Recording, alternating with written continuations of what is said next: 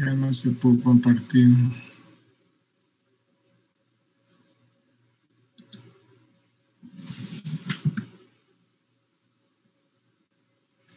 A ver, chicos, vamos a hablar de todo un poco.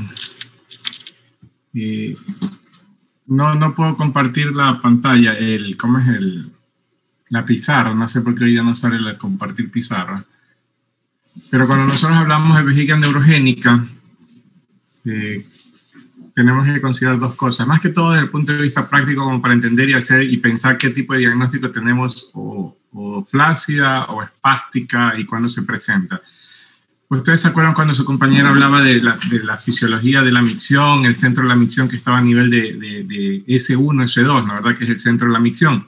Entonces, cualquier lesión que provoque por encima del centro de la micción, generalmente te va a dar una vejiga neurogénica espástica. Y la que te provoca en el centro de la micción por debajo, en la parte periférica, vejiga neurogénica flácida. Por eso, por ejemplo, dentro de los ejemplos más comunes, el paciente diabético te da una vejiga neurogénica flácida porque es de periferia. Mientras que las lesiones a nivel de columna, por ejemplo, un paciente con una fractura de columna lumbar, torácica, por cualquiera sea la causa, o un tumor a nivel cerebral, te da una vejiga neurogénica espástica. Por eso la clasificación está una, vejiga neurogénica espástica de motoneurona superior, y el otro, vejiga neurogénica flácida o de motoneurona inferior. Arrefléxica o hiperrefléxica también te lo dan en otras clasificaciones. Entonces, tomando en consideración esto, tenemos dos cosas. Las por encima del centro de la micción, hiperrefléxicas o espásticas, y por debajo del centro de la micción, hiporrefléxicas o flácidas. Sabemos cuáles son las causas, hay múltiples causas definitivamente, ¿no es verdad? Entonces, ¿qué o cuál es la diferencia? Cuando nosotros decimos espástica o hiperrefléxica, consideramos que la vejiga está descontraída. Y cuando decimos flácidas o arrefléxicas, las vejigas son de grandes capacidades. Pero estamos hablando de pacientes que llegan a cierto tiempo de evolución. Por ejemplo, no es que hoy día me he quedado parapléjico por una lesión medular alta y ya tengo una vejiga de poca capacidad. Para que llegue a eso, la vejiga tendrá que ir poco a poco hasta que llegará un momento que es una vejiga de pequeña capacidad. Entonces, si nosotros nos ponemos a ver eso, hagamos una clasificación, una división. La vejiga en la motoneurona superior está espástica, hiperrefléxica y de poca capacidad. Mientras que del otro lado está grande, sin reflejo y de gran capacidad. Entonces, la presión intravesical de la motoneurona inferior es baja, ¿no verdad? Porque tiene una gran capacidad, está baja la presión. Mientras que el otro, como está aumentada la contracción, debería estar aumentada. ¿Qué es lo que te va a provocar generalmente una vejiga hiperrefléxica al tener una vejiga de poca capacidad? Que si el paciente inicialmente tiene la capacidad de micción, por ejemplo, aquellos pacientes con evento cerebrovascular que es alto, van a tener cierta frecuencia miccional porque tienen una vejiga de poca capacidad, ¿no verdad? Si ustedes tienen una vejiga apenas de 100 centímetros, pongámoslo desde ese punto de vista, se llena rápido y le da ganas de orinar a cada rato, mientras que el otro, que tenga una vejiga de gran capacidad, a veces tenemos vejigas de 2 litros, 3 litros. Definitivamente la frecuencia miccional va a estar disminuida, ¿ya? Entonces, ¿qué es lo que más comúnmente me puede provocar en molestias urinarias o en cuadro clínico? El uno, puedo tener vejigas hiperreflexivas con aumento de la frecuencia miccional, orinar a cada rato, le urge ir al baño a orinar, mientras el otro tiene una disminución de la frecuencia miccional y como hay residuos importantes, puede estar asociado a procesos infecciosos de vías urinarias. Siempre le digo, pongan un ejemplo, el ejemplo de la fractura y el ejemplo o del evento cerebrovascular y el ejemplo del paciente diabético para nosotros tenerlo en consideración como una de las más comunes. Entonces, ¿qué es lo que va a suceder en estos casos? Los dos vamos a tener complicaciones de acuerdo a lo que es la capacidad de la vejiga. Aumento de la frecuencia, en el otro lado infecciones vías urinarias, residuos urinarios, e incluso a veces como tenemos una mala evacuación en los pacientes con vejigas de grandes capacidades, por ejemplo en el diabético, puedo tener dilataciones hacia arriba, ureteropirocalyciales, y manejarlo como un síndrome obstructivo urinario, que en este caso sería de origen neurológico porque una no buena capacidad, más no por una obstrucción intrínseca, sino una dificultad para poder evacuarla. Y me puede traer trastornos incluso hasta hidronefrosis, incluso hasta insuficiencia renal. ¿Ya? Entonces, miren, viéndolos esos dos puntos de vista, qué es lo que tendríamos que hacer en un momento dado. Por eso su compañera hablaba que, por ejemplo, si yo tengo vejigas de grandes capacidades donde ya no hay un medicamento que me pueda ayudar a mejorar la contracción, tendríamos que hacer derivaciones urinarias que podrían ser definitivas, como con sondas, con citostomía, o a veces cateterismo intermitente, es decir, el paciente solita se pone sondas para evacuar la orina y evitar las complicaciones propias de los residuos importantes. Y si estamos hablando de pacientes mucho mayores y mujeres, estaríamos hablando incluso hasta de descensos de vejigas o cistoceles. ¿Ya?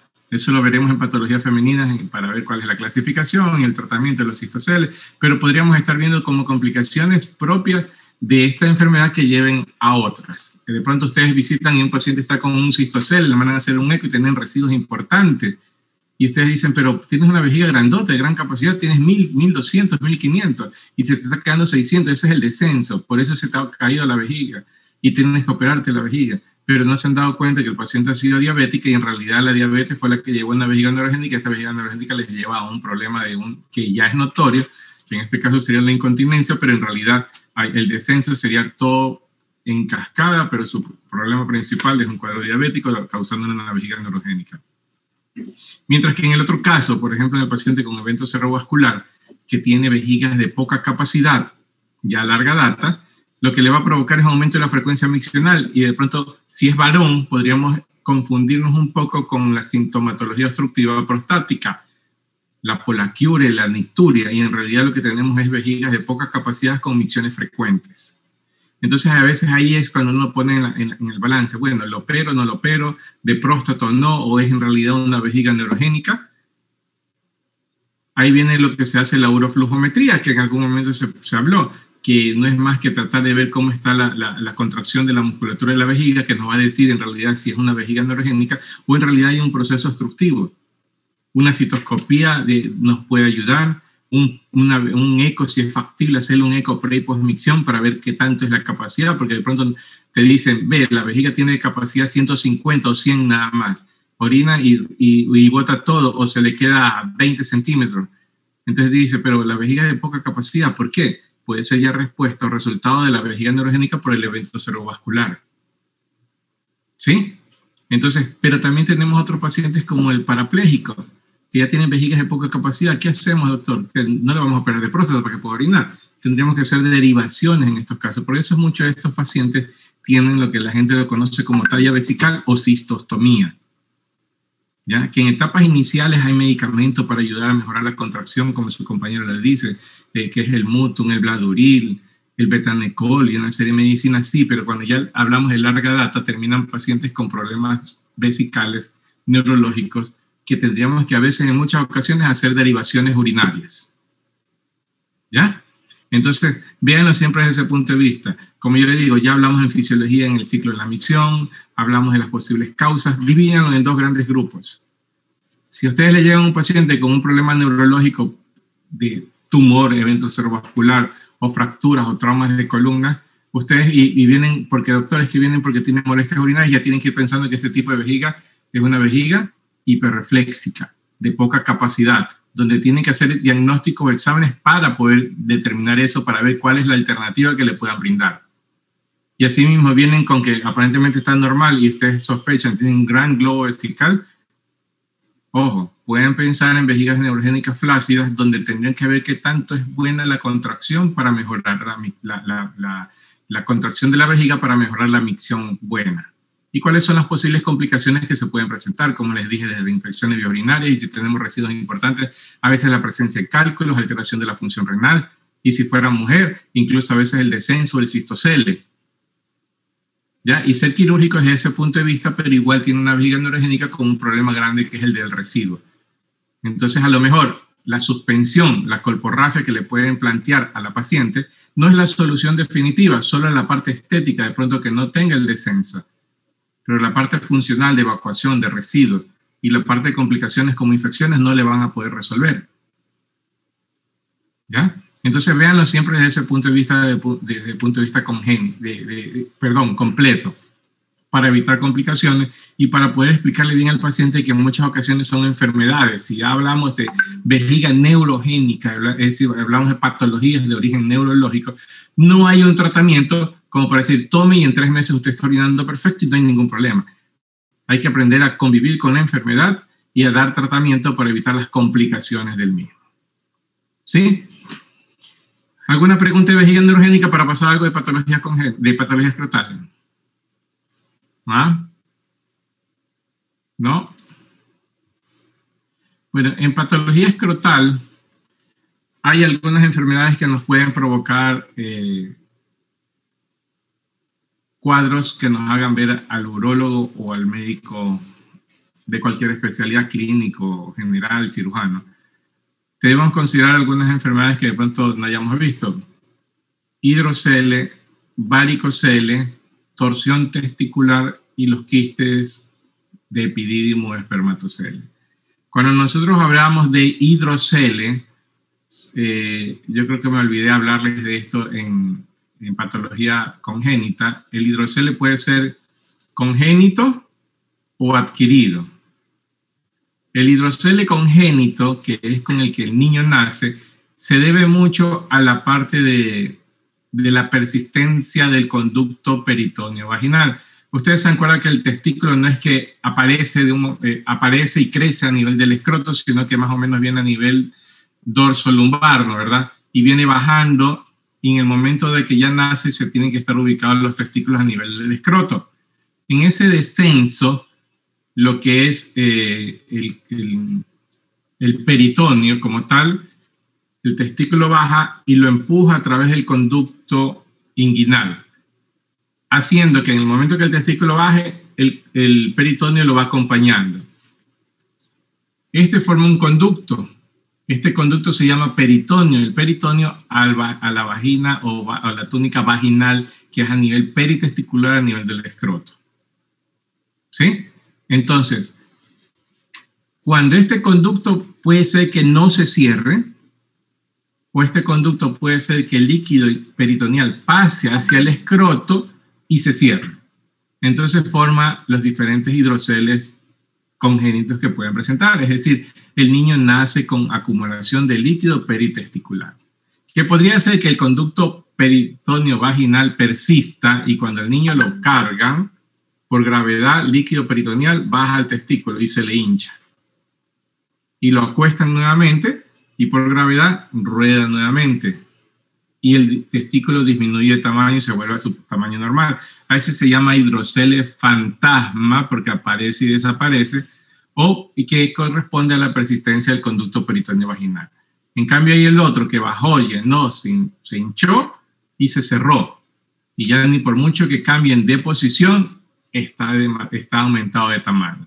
Ese es el hidrocele congénito propiamente dicho. Y hay otro que es el quiste del cordón congénito, que se debe a que pasó líquido, se cerró en la parte distal y se acumuló en la parte media y se cerró acá. Pero eso normalmente queda a nivel del cordón espermático. Entonces, cuando nosotros tenemos este hidrocele congénito con sus presentaciones, generalmente tenemos que pensar que hay una persistencia del conducto peritoneo vaginal y lo debemos manejar como una hernia inguinal también. Por eso es que su compañero hablaba de la exploración a nivel inguinal. Y se hace la exéresis del testículo del escroto, se hace la eversión de la túnica vaginal y se lo vuelve a colocar a nivel del escroto y se debe de tratar como una hernia reforzando los anillos inguinales. Porque si ustedes no lo hacen, la formación de hernias inguinales en el futuro son altas. Mientras que el otro hidrocele, que es adquirido, generalmente es adquirido post-infección, una orquitis, una orquiepididimitis, post-traumática, golpes, traumas a nivel de escroto, testiculares, o post-quirúrgica, generalmente aquellas cirugías a nivel inguinal como una hernia inguinal o un varicocele grado 3, grado 4, donde dejamos ligado todas las venas de retorno venoso y una extravasación de líquido, O en el caso de hernias, dejamos muy apretado el anillo inguinal, lo que va a provocar que el anillo quede muy apretado, de tal manera que va a provocar edema en la parte inferior y extravasación. En cambio, este tipo de patología, el abordaje va a ser escrotal netamente, ¿ya? Donde hacen la versión de la túnica vaginal. ¿Ustedes se acuerdan cuál es la túnica que engloba el testículo propiamente? ¿Cómo se llama? Albuginia. La túnica albuginia, que por eso tiene la coloración blanquecina el testículo cuando ustedes lo ven. Pero si tenemos el testículo, túnica albuginia, y alrededor viene la túnica vaginal. Cuando hay acumulación entre la túnica vaginal y el testículo, esta aumenta así. Y a eso se llama hidrocele, que es la acumulación de líquido. Lo que se hace es incidir el mismo, retirar el líquido inflamatorio que puede existir, cortar y vertir la túnica. Es algo así como si ustedes tuvieran una camiseta con botones y se ponen un poco de algodón o ropa en medio entre su cuerpo y la camisa, la amplían, ¿verdad? Le sacan los botones, le sacan todo y en vez de volverse a poner la camisa con los botones aquí, se la ponen atrás. Eso se llama versión de la túnica vaginal para evitar la nueva acumulación del mismo. Hubiera sido importante verle explicarles con algunos dibujos, pero no tengo la posibilidad ahorita. Pero más o menos para que se lo entiendan. Entonces ustedes acuérdense, hidrocele congénito, el niño nace con esto, hidrocele adquirido por este tipo de patología, pero el congénito tengo que resolverlo. Los dos se vierten las túnicas vaginales, pero en el congénito tengo que pensar que es manejarlo como si fuera una hernia. Entonces el abordaje va a ser por vía inguinal, nunca por vía escrotal. ¿Sí? Mientras que el adquirido va a ser por vía escrotal y nunca por vía inguinal. Salvo que tengan alguna otra enfermedad, como para ustedes tratar de resolverlo. El hematocele es más o menos muy parecido. Hidrocele, hematocele. Hidro de agua, acumulación de agua como un quiste, y el otro es hematosangre. Generalmente es postraumático. Tiene que haber un antecedente de un trauma, hacen el eco mientras el uno es líquido transparente y hacen una transiluminación y la luz pasa a través del escroto, y el otro porque puede haber coágulos y es sangre, es oscuro, generalmente la transiluminación es negativa. Hacen un abordaje quirúrgico y hacen lo mismo, eversión de la túnica vaginal. Pero en este caso van a dejar drenes por si acaso haya un trasudado que quede todavía con sangre. ¿Ya? Lo otro es la torsión de testículo. Generalmente esto es de varón joven, no es de alguien de 50, 60 años, generalmente más es de 16, 15, 14, 18 años. Lo que hace es, su compañera ahí un poco dijo de que de la distorsión se lo hace a favor del uso horario y si aumenta el dolor se lo hace en contra del uso horario, ¿verdad? Acuérdense una cosa, si yo fuera el paciente y atrás mío hay un reloj y ustedes me están viendo y este es mi lado derecho y este es mi lado izquierdo, ¿no, verdad? Sí, ¿no? Derecho e izquierdo mío, ustedes están viéndome así. Los testículos se tuercen hacia la línea media. Testículo derecho y testículo izquierdo. El testículo derecho se va a torcer hacia la línea media, ¿vean? Y el izquierdo se tuerce hacia la línea media. ¿Ya? La distorsión sería hacia afuera de la línea media. Siempre va a ser así. Viene con torsión de testículos, se ponen por los pies del paciente, ven al paciente para allá, se tuerce hacia la línea media. ¿Quieres distorcérselo? El del lado derecho, mándaselo hacia afuera de él. Y el del lado izquierdo, dásele la vuelta hacia afuera del paciente. Pero en los libros quieren confundirlos un poco y atrás le ponen un reloj. El reloj, si este fuera a las 12, las 3 sería para acá, ¿no? Sí, ¿no? 1, 2, 3, 4, así serían que ustedes ven. Entonces, sí. Si yo tengo torsión testicular derecha y el reloj va para acá, yo digo que es hacia la línea media, es a favor de la manecilla del reloj. Sí, ¿no, verdad? ¿Sí o no? Es a favor de la manecilla del reloj. Esta es la 1, se va hacia la línea media. Si yo te dijera que la torsión testicular es del lado izquierdo y el reloj va así, hacia la línea media sería en contra de las manecillas del reloj. Y la distorsión testicular izquierda sería a favor de las manecillas del reloj. Eso se lo ponen en los libros para complicarlo, y a veces para complicarnos más la vida le dicen, es como cuando ustedes tapan las tapas roscas de la botella, para la derecha o para la izquierda. Pero acuérdense siempre mejor, cuando ustedes vean torsión hacia la línea media del paciente, es torsión hacia la parte exterior. ¿Ya? No es que los dos se tuercen así o así, se tuercen hacia la línea media. Además, entonces, ¿cuál sería el cuadro clínico? Un varón joven con un dolor testicular brusco, con aumento de pronto de la intensidad del dolor a ese nivel, en la palpación, edema del mismo mientras más horas pasan, y se dice que el testículo generalmente se tuerce y como que se eleva, y se medio horizontaliza, por eso se dice un signo de badajo de campana. El problema principal es que en muchas ocasiones los chicos se quedan callados y no dicen nada porque muchas veces tienen que ver la masturbación o alguna otra cosa que estén haciendo que provoque esta torsión testicular. ¿Ya? Mientras más horas pasan, se hablan que dice, pasan las 4, 5, 6 horas, la posibilidad de necrosis testiculares son altas. Entonces, si puedes manejarla haciendo una distorsión a nivel de un área de emergencia, sería ideal. El diagnóstico, además de eso, si tienes alguna duda, el ecodoppler de testículo, que te va a indicar cómo está la circulación disminuida o ausente, y es quirúrgico 100%, para mejorar la circulación, y a pesar de que ya hayas mejorado de pronto la circulación, tienes que hacer una pexia, que es una orquidopexia, fijación del testículo. Pero el testículo nunca lo fijen en la porción polar o inferior. Si el testículo fuera siempre lo fijan a los lados para que no se pueda mover. Porque si ustedes lo fijan en la parte más baja, el testículo puede rotar sobre su propio eje y provocarse una nueva torsión testicular. ¿Ya? Entonces la orquidopexia que ustedes vayan a realizar sería cogerlos a un lado. Es como que si ustedes los cogieran de aquí y lo amarran acá, ni queriéndose virar, ustedes pueden darse una vuelta sobre su propio eje. Pero si lo ponen en la parte inferior, ustedes pueden virar así y volver a provocar una torsión testicular.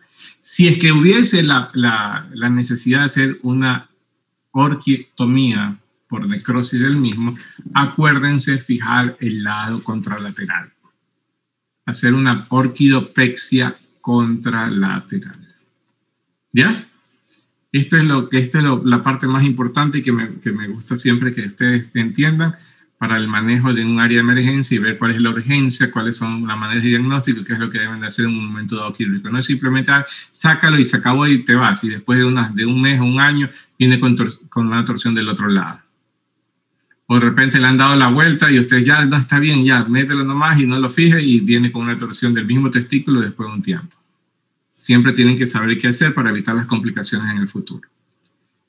Lo que son quistes de epidídimo y espermatoceles no son más que masas redondeadas a nivel del epidídimo, que puede ser en la cabeza o cola del epidídimo. A veces son muy pequeñas, palpables, y a veces son grandes, que a veces los pacientes dicen, doctor, tengo creo 2 testículos en el mismo lado, pero el uno es más pequeño, son tan grandes que pueden ser el tamaño del testículo mismo. Hubo una imagen que una compañera ahí puso, que se vio una gran imagen quística así. Eso para mí es un quiste, más no un hidrocele como tal. Porque si yo te digo que el hidrocele es en la cavidad alrededor del testículo, para que yo lo saque tendría que haber sacado el testículo. Para que tú lo saques completo así. Si no, generalmente son quistes donde tú puedes hacer la exéresis completa de la masa. ¿Ya? Son quirúrgicas por 2 cosas, por dolor más que todo. Porque si no, se quedan ahí. ¿Ya? Y por último, el varicocele. ¿Qué es el varicocele? No es más que la dilatación del plexo venoso pampiniforme. Generalmente es más común en el lado derecho que en el lado izquierdo. Perdón, en el lado izquierdo que en el lado derecho. ¿Por qué es más común en el lado izquierdo que en el derecho? Por el drenaje venoso que tiene el izquierdo directamente en la vena renal y el derecho. Así es.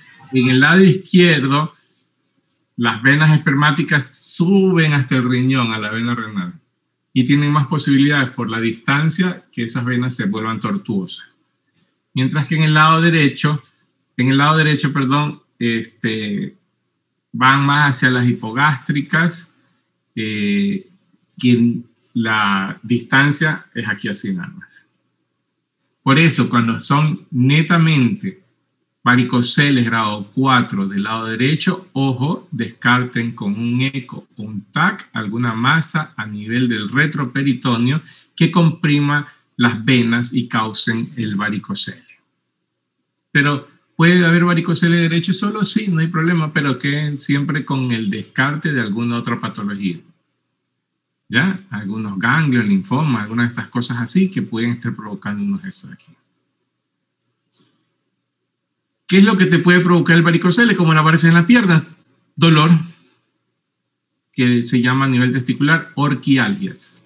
Por eso, varón, joven, 15, 16 años con dolor testicular, usted le dice en izquierdo. ¿Y usted cómo sabe? Por lo que su compañera nos dijo, porque ya estamos sospechando en lo que es el varicocele. Además de que los testículos están a nivel del escroto porque necesitan una temperatura diferente a la del cuerpo, un poco más baja, para tener una formación de los espermatozoides teniendo una buena calidad y cantidad. Si yo tengo mayor cantidad de venas con mayor cantidad de sangre, la sangre es caliente y la temperatura va a aumentar, y lo que me puede traer trastornos de la calidad del semen y a largo plazo, trastorno de la cantidad del semen, de los espermatozoides, perdón. Entonces, por eso su compañero hablaba de que podría estar asociada a problemas de infertilidad. No todo paciente con varicocele es infértil, pero de los pacientes infértiles varones se ha asociado que más o menos el 20 o el 30% están asociados al varicocele.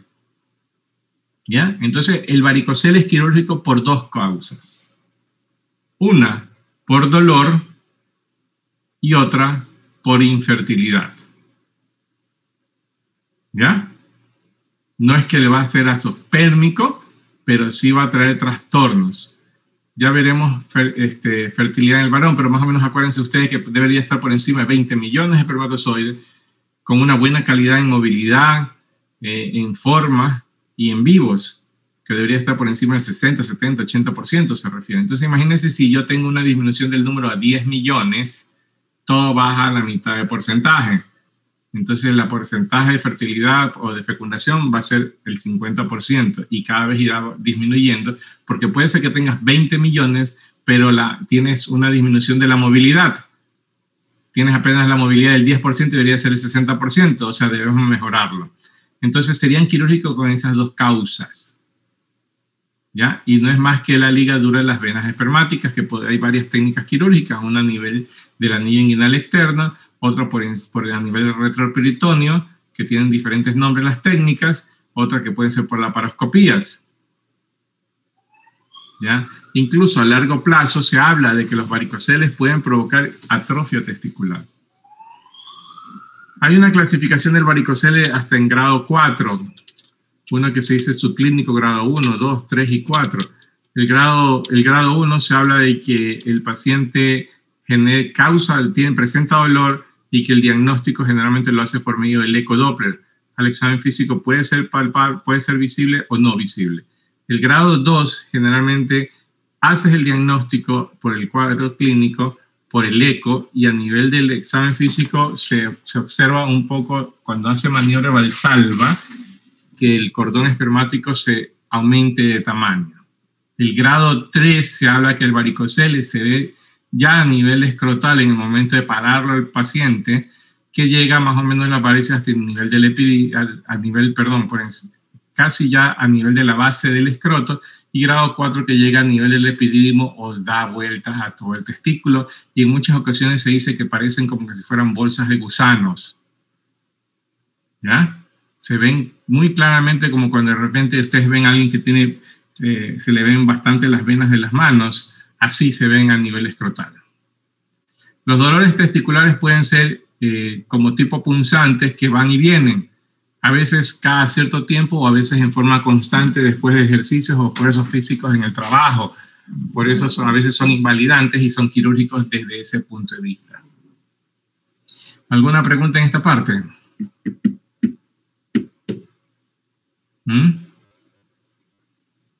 ¿Qué hora es? 11:15.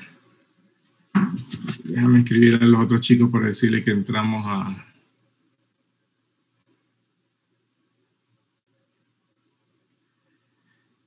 entramos más tardecito.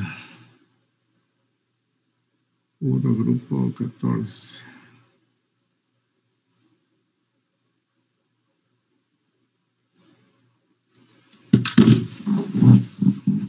En cuestión de tumores, entonces, a ver, ustedes saben que hay tumores buenos y tumores malos, ¿no, verdad? O benignos o malignos. Entonces, pero cualquier tumor podría ser hasta bueno, pero que me puede provocar un daño, no de malignidad, de cáncer, metástasis y muerte inmediata, pero sí de pronto de que algún tipo de daño a nivel del riñón. Un quiste, que podría ser quiste simple, que es bueno, a nivel de la base, perdón, del polo inferior del riñón, puede ser tan grande que me comprima extrínsecamente el ureter y me provoque una hidronefrosis y daño renal a largo plazo. ¿Cómo es el que se llama? El de... Vaya, pues, el tumor renal que tiene vasos, músculo, ¿cómo se llama? ¿Teratoma? No.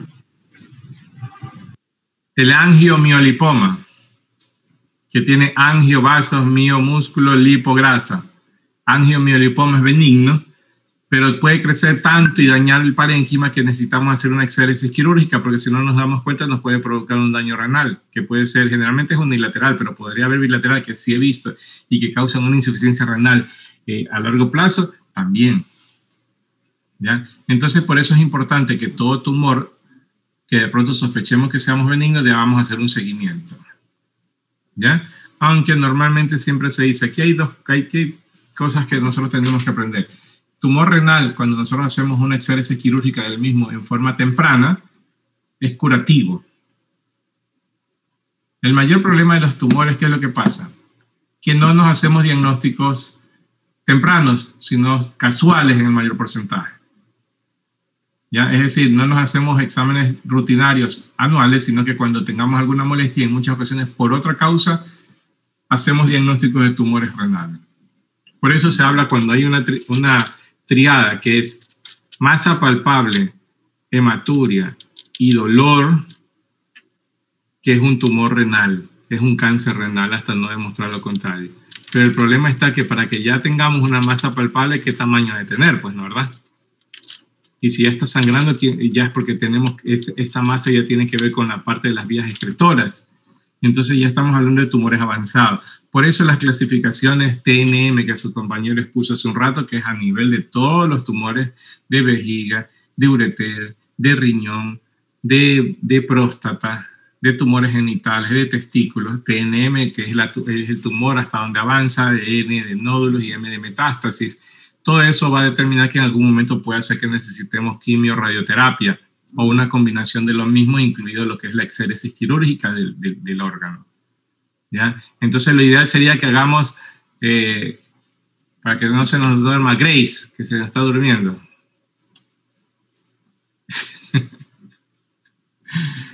Entonces lo que tenemos que hacer siempre es hacer diagnósticos tempranos. Sería ideal que todos nos hagamos un examen, pero ¿quién de nosotros ha hecho un examen? Ustedes piensan que como jóvenes nunca es de que ustedes se puedan hacer ningún tipo de examen como por enfermedades, pero sí existen. En el caso de ustedes existen los tumores testiculares. Y a mi edad ya no, pero a mi edad puedo tener un tumor de riñón, a su edad todavía no. Yo no puedo sospechar de un dolor testicular por lo que estábamos hablando hace un rato, una torsión, pero a la edad de ustedes sí. Entonces, no es que mientras más joven menos suframos y mientras más viejo más podemos sufrir. Tenemos enfermedades de distintas edades. ¿Ya? Entonces, todo tumor debería hacerse un diagnóstico temprano para hacer un tratamiento adecuado. Lo mismo cuando nosotros tenemos tumor de vejiga, generalmente, por ejemplo, es más de pacientes mayores. ¿Ya? Por eso y las mujeres, cuando tengamos, por ejemplo, si tengamos 70, 60, 80 años, una mujer con una hematuria, antes de pensar en un cálculo, ojo, algún tumor del urotelio o un tumor de la vejiga. En un varón, lo más probable es que pensemos de pronto que sea la próstata, incluido un tumor en la próstata, pero no un tumor de vejiga, aunque también se puede presentar. Entonces hay patologías que se pueden presentar en diferentes etapas de nuestra vida y en las cuales yo pueda sospechar. Por ejemplo, si ustedes presentan una hematuria franca en este momento, yo no voy a sospechar en un tumor de vejiga.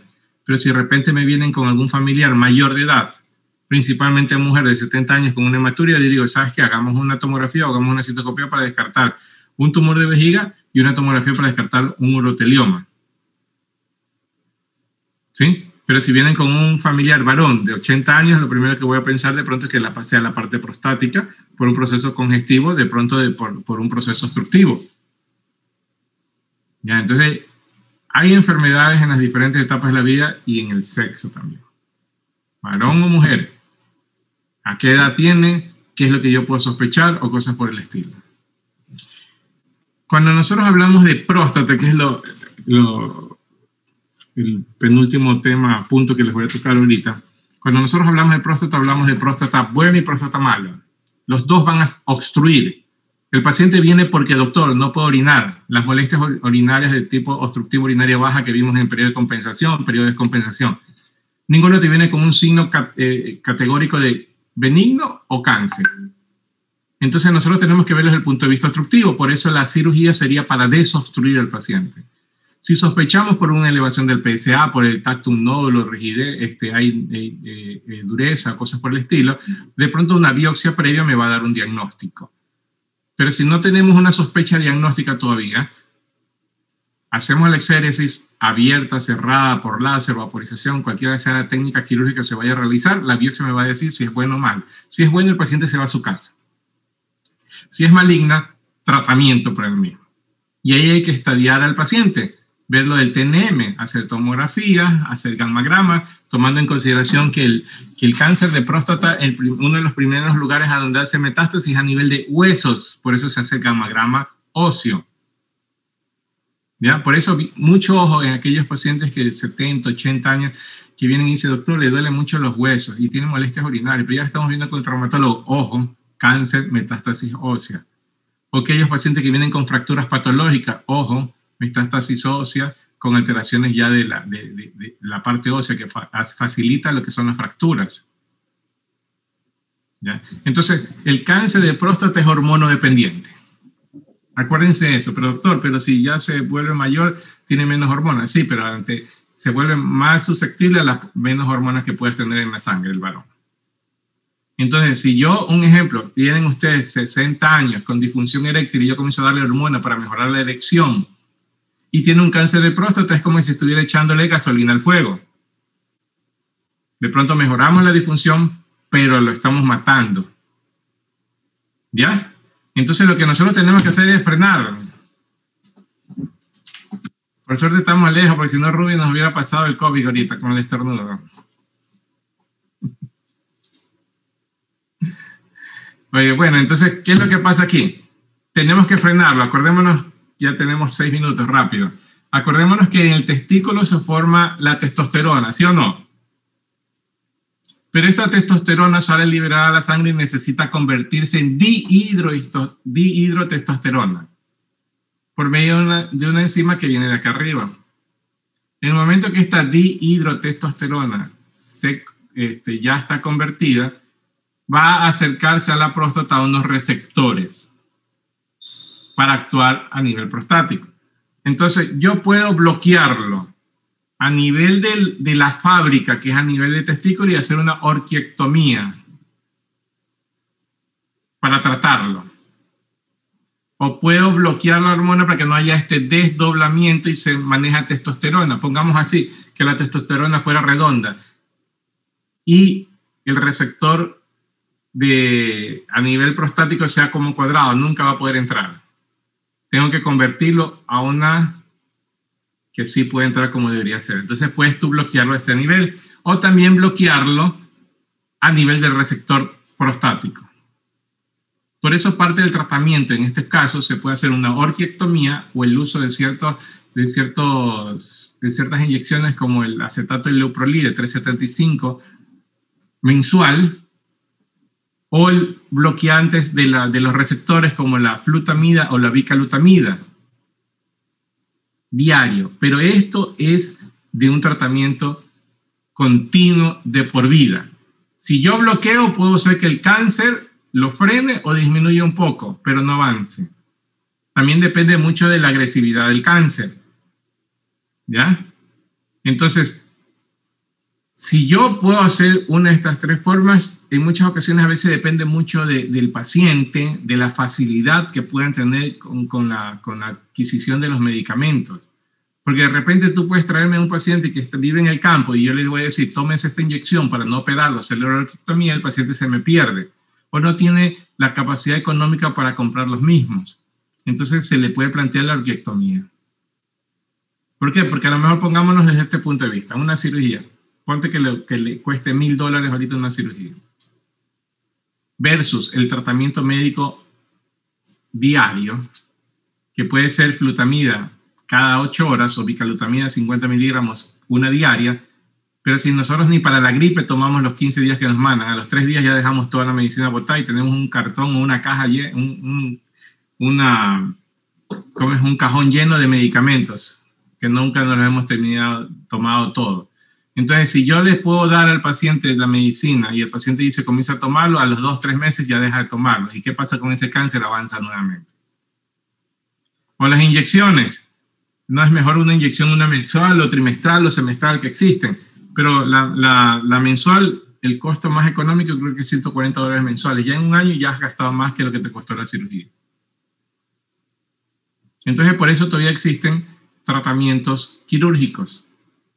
Se habla también de una prostatectomía radical en etapas iniciales, cuando el cáncer está in situ, pero hay complicaciones que podrían existir en estos pacientes en esta cirugía, como la incontinencia o la disfunción eréctil.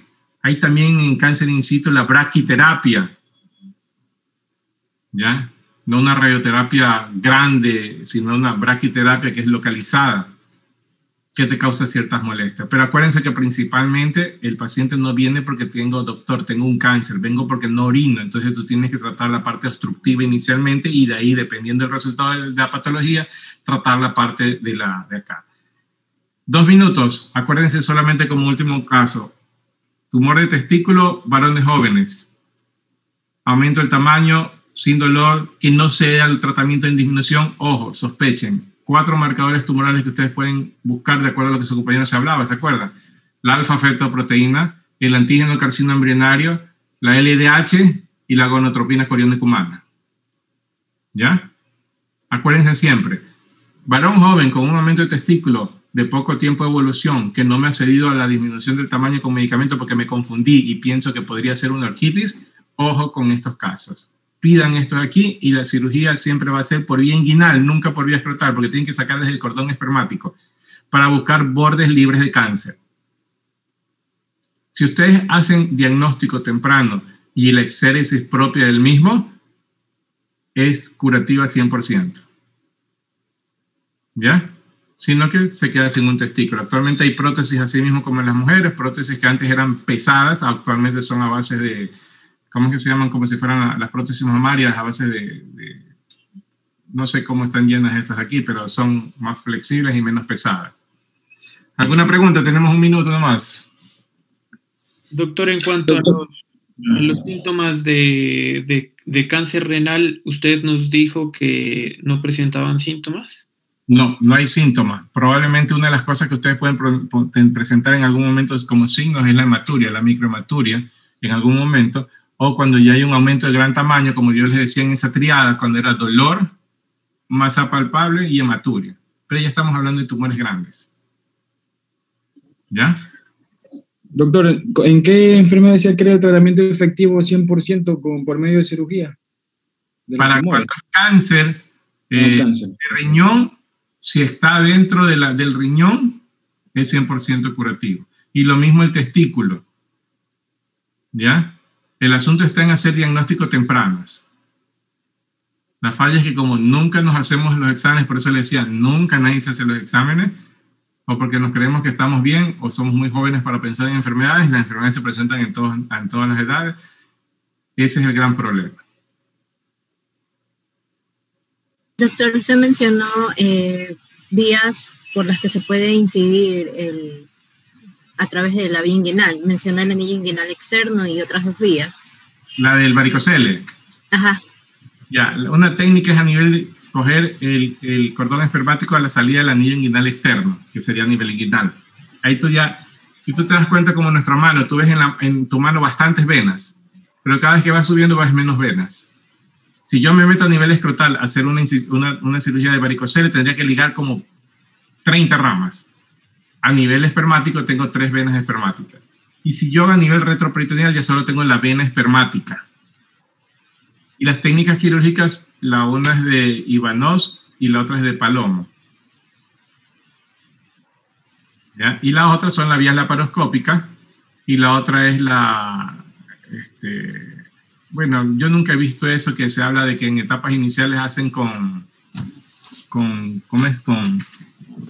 sustancias así mismo como hacen las venas de miembros inferiores, esclerosantes.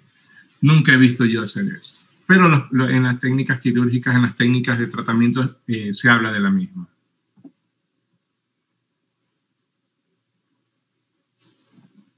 ¿Qué más? ¿No hay más? Una pregunta. ¿Yo les he explicado ya todo o falta algún tipo de explicación? ¿Trauma o alguna cosa? Trauma no nos ha explicado, doctor. Ya. Eso sí. Entonces háganme acuerdo la próxima clase. ¿Qué vamos a ver? ¿Cuántas semanas tenemos? 2 más. Antes del examen. Sí, 2 más. Sí, 2 más. Ya. Entonces el próximo lunes vamos a ver 2 temas o un tema. 2, doctor. Femenina y masculina. Ya, vemos ese de ahí. Veamos para ver si entramos 8 en punto y por lo menos hablar hasta las 8:30 mi parte y ahí vemos la parte de ustedes.